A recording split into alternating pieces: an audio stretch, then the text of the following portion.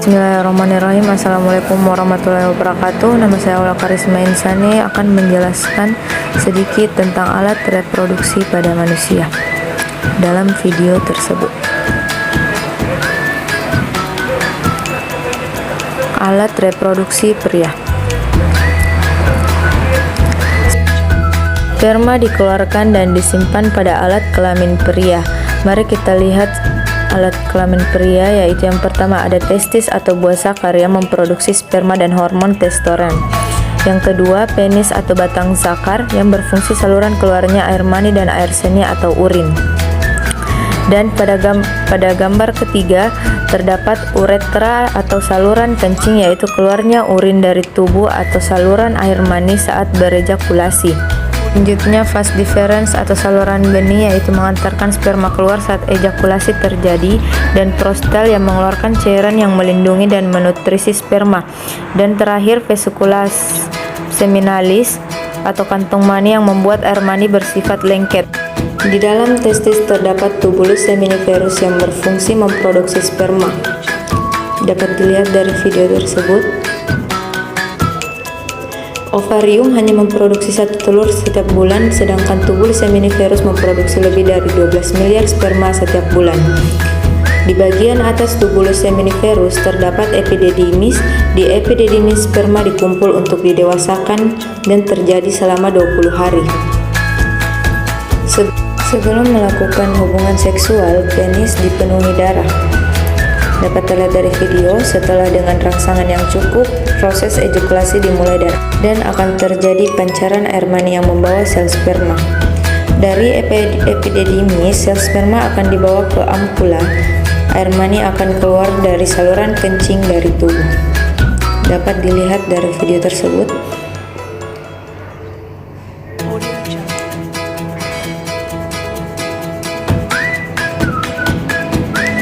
Dilihat proses pengeluaran sel sperma. Baik, sekarang kita memasuki alat reproduksi wanita.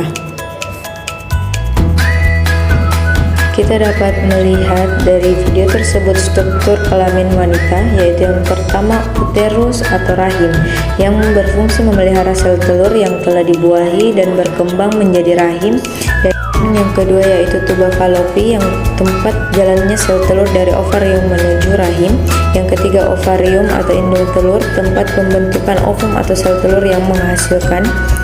Dan yang terakhir vagina atau mulut rahim yang berfungsi saluran penghubung ke rahim dengan labia dan vulva sebagai jalan masuk. Kita dapat memperbesar ke bagian ovarium. Gambar ungu ialah sel telur yang sedang berkembang. Dapat dilihat dari video tersebut yang dilingkari warna ungu yaitu. Lalu sebulan sekali perintah hormon dari otak memerintahkan ovarium untuk memproduksi folikel. Nah, folikel itu yang dominan akan melepaskan sel telur dewasa untuk pembuahan. Folikel adalah kumpulan sel yang mengelilingi telur dan menyuburkannya. Jadi folikel itu yaitu yang ada pada samping-samping di sel telur. Lalu selaput rongga rahim menebal untuk persiapan pertumbuhan sel telur yang telah dibuahi untuk menjadi janin atau seorang bayi. Ovarium menghasilkan hormon estrogen dan progesteron. Kalau kadar estrogen mencapai puncaknya, maka hormon akan memberi sinyal kembali ke otak untuk melepaskan LH untuk menyiapkan telur untuk pembuahan. FSH membagi materi genetiknya. Lalu, folikel melepaskan hormon estrogen dan progesteron yang membuat lapisan uterus dapat menerima telur yang telah dibuahi. Dalam perjalanan menuju uterus, dua hal yang akan terjadi, yaitu dibuahi oleh sperma atau tidak sama sekali dibuahi. Pembuahan biasa terjadi di tuba falopi. Jika telur tidak dibuahi selama 24 jam setelah keluar dari ovarium, maka ia akan berhenti berkembang dan hancur.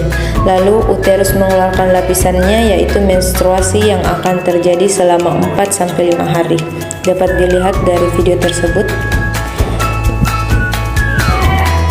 Uterus akan mengeluarkan lapisannya, yaitu menstruasi.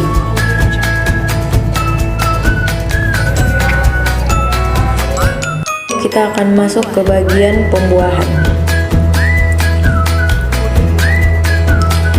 Jutaan sperma yang dilepas secara bersamaan satu kali ejakulasi. Setelah dipancarkan ke dalam mulut rahim, sel sperma bergerak ke dalam rongga rahim dan saluran telur untuk mencapai sel telur yang telah matang atau siap dibuahi. Dari jutaan sperma, hanya ada beberapa atau bahkan tidak ada yang bertahan hidup untuk mencapai ovarium. Sperma yang berhasil mencapai ovarium kemudian mempenetrasi dinding sel telur, kemudian mengkombinasi materi genetiknya dengan sel telur. Nah, inilah yang disebut proses pembuahan. Dapat dilihat dari. Lalu kita akan memasuki proses kehamilan. Nah, bisa dilihat dari video tersebut, 3 bulan pertama kehamilan terjadi selama 14 minggu dari 40 minggu masa kehamilan. Pada masa ini, wanita banyak mengalami perubahan hormon pada tubuhnya dan gampang emosi. Dan saat ini, wanita akan merasakan mual pada pagi hari dan malam hari. Minggu pertama, hampir seluruh organ internal janin telah terbentuk. 3 bulan kedua, wanita mulai mengalami gangguan sesak nafas. Pertumbuhan janin berkembang cepat pada minggu ini. Dapat dilihat pada minggu ini wanita akan mengalami gangguan sesak nafas dan berkembang cepat.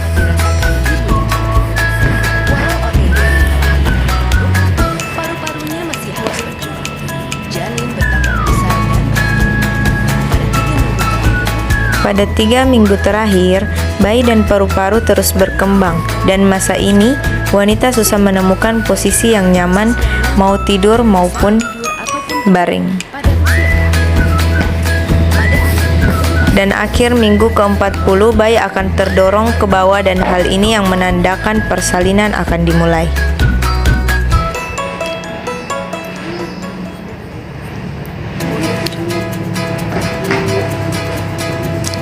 Kita akan memasuki proses kelahiran.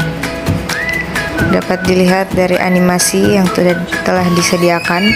Ini adalah proses kelahiran seorang ibu yang telah mengandung anaknya selama kurang lebih 9 bulan.